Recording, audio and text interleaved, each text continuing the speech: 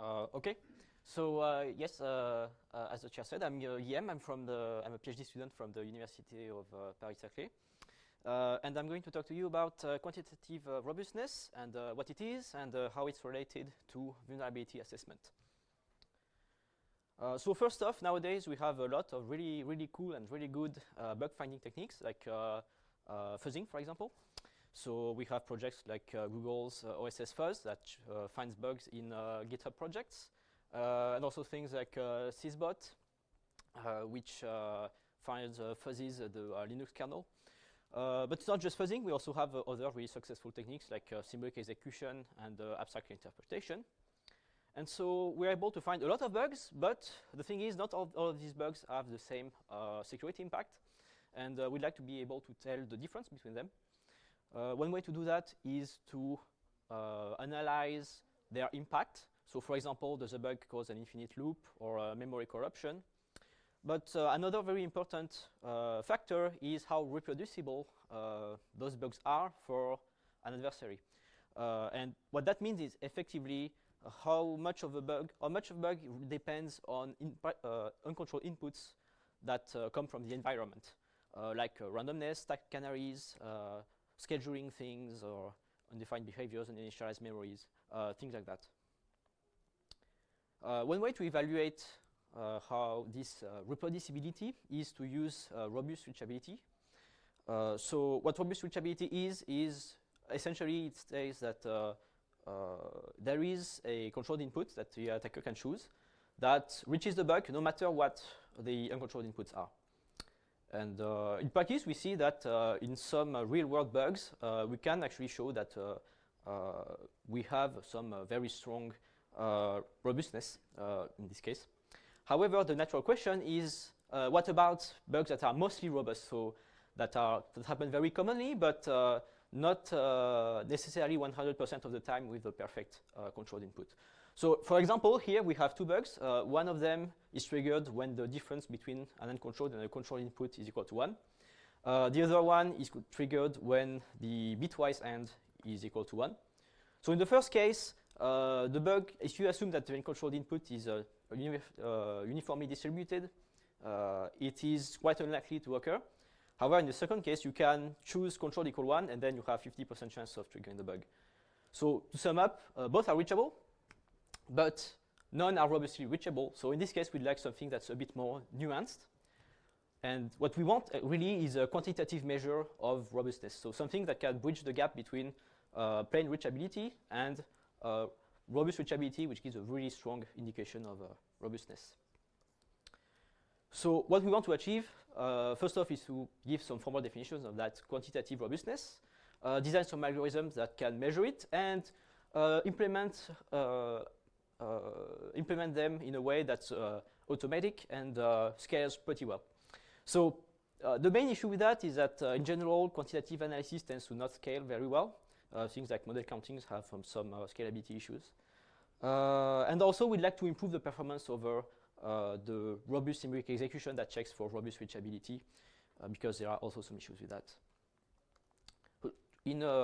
Okay, so in general, our approach will be to take roughly the same approach as a robust symbolic execution, but essentially replace the robust reachability oracle with something along the lines of do we have quantitative robustness above a given threshold, either on a path or on a collection of paths. And the interesting thing is that this problem, this quantitative robustness problem, is actually related to a problem called functional image set that comes from AI, but doesn't really have much applications in security as of now. So that's kind of interesting. And to sum up, our contributions are, first off, some definitions and theorems related to quantitative robustness. Quantitative robust symbolic execution, which is a quantitative version of robust symbolic execution.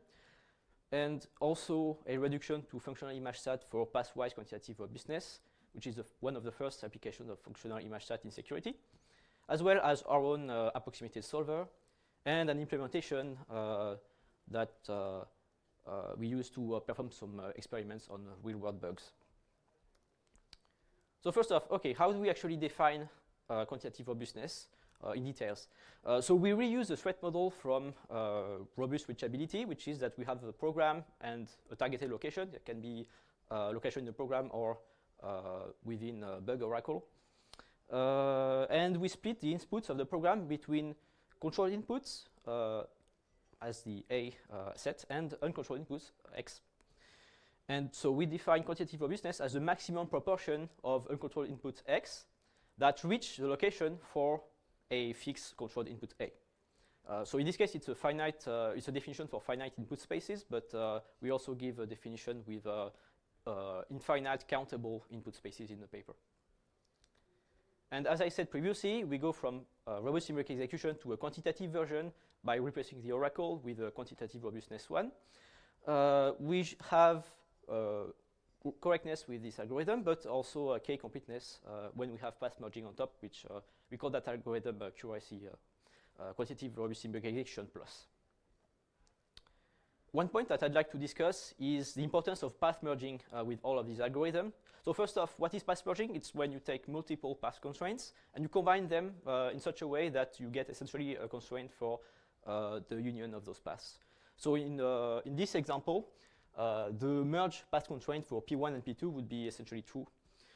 The issue with that is that it kind of adds complexity and it can cause some issues with solving for constraints afterwards. So if you consider symbolic execution, it doesn't really matter for reachability, because if you reach through a path, then it doesn't really matter if you combine them or not. However, for robust symbolic execution, it's very important, because if you don't have one path that's 100% robust, then you will say that no, there's no robust symbolic execution, even though sometimes you can have still robust reachability in the end. And the advantage of going for a quantitative analysis is that we can say, okay, maybe if we have 20% quantitative robustness, that's enough to say that's dangerous. And so in this case, we see that we have P1 with over 99% quantitative robustness. So in that case, we don't really care about path merging. That's not always the case, but it can be quite useful in practice. Also, we have some guarantees on lower bounds after some branches. You can ask about that afterwards if you want. So now let's talk about the reduction to functional image set. So first of all, context, we're doing binary analysis, so it's all bit vector theories. So from now on, we're going to talk about finite input spaces. And so, okay, so is quantitative robustness model counting? Well, model counting counts reaching inputs, but in our case, control inputs aren't random. We choose them, so it doesn't really fit. So maybe it's projected model counting, but again, we have the issue that we're going to count the solutions for uncontrolled inputs, but for any controlled input. But we want the number of uncontrolled inputs reaching the location for the best controlled input. So in this case, it's still not projected model counting. And if we look at the definition of functional image set, I'm not going too much into the details of the definition, but essentially it's basically the same thing as what we said about quantitative robustness. And so there are some applications related to AI, a bunch of existing algorithms coming from AI conferences. However, the issue is that those algorithms aren't tested on quantitative robustness-like instances. And yeah, if that sounds like foreshadowing, then it is. So anyways, a basic approach to solve functional image set is to compile to a special form called decision DNNF with an additional constraint, which is called a layering. Essentially, you layer the uncontrolled variable. I'm not going to explain what it is, but just remember that this idea of splitting and then layering one set of variables. And what this allows to do is to do model counting in linear time.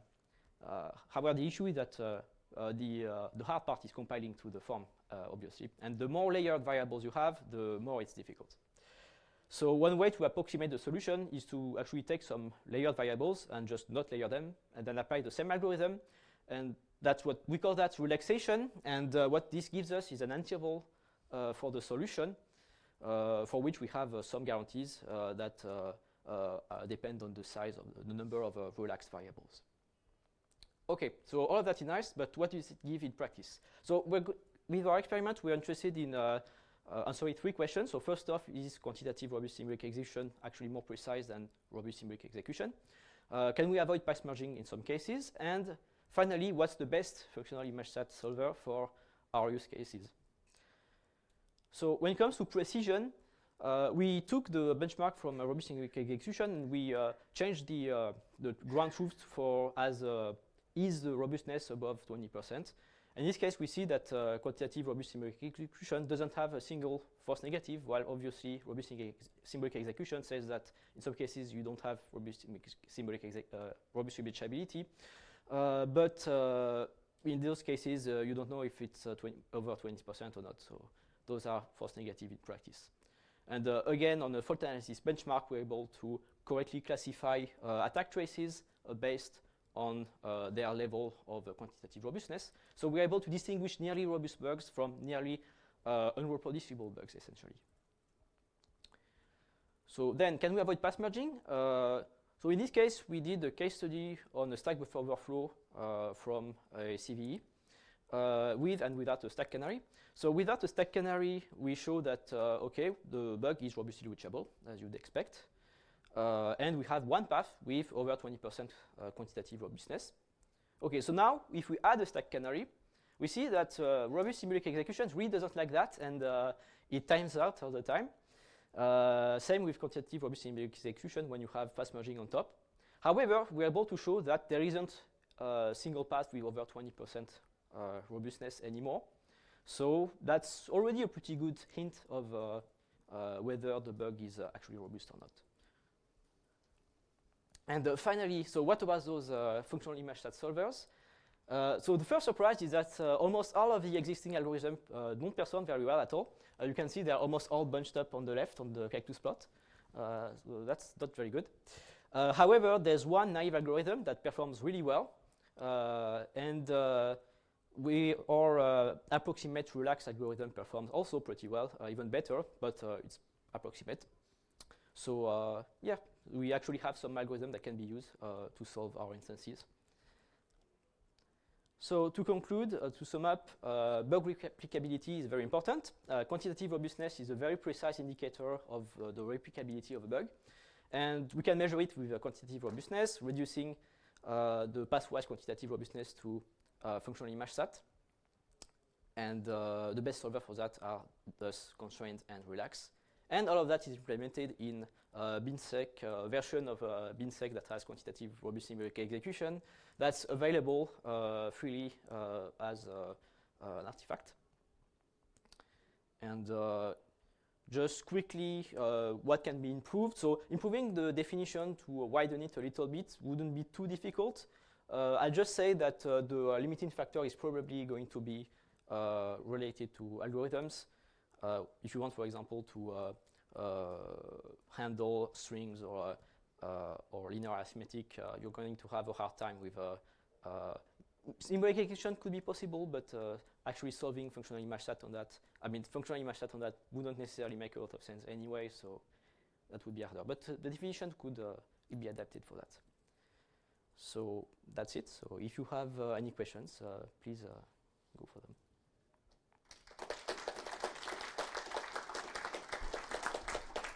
Thanks for a very nice talk, and we have time for some questions.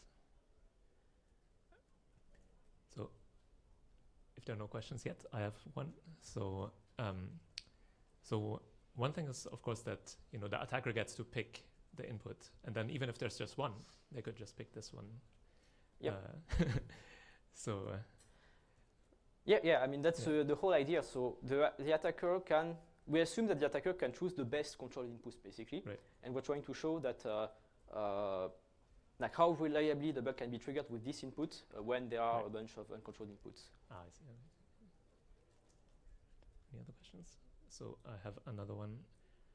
So of course you could also, like a different quantitative notion of security could be, for instance, like if you have a memory bug, how much can you, like which big of a memory region could you read, or how many other memory regions could you write to, or something like that?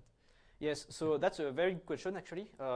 So here we only considered the reachability of the bug itself, not really the how controllable the various parameters of the bugs are. That's a similar issue, but I'd say that it's complementary. Like it's adjacent. It would be nice to have both, but so in this case we tackled one half of the problem, and then there's still another half for people who are interested. do you think the same algorithm would work for that, or would you have to? I think that in this case, taking into account the, I think actually trying to measure the robustness would be a bit much on top of trying to evaluate the values that are available for the different parameters of the vulnerability. Okay. Any other questions?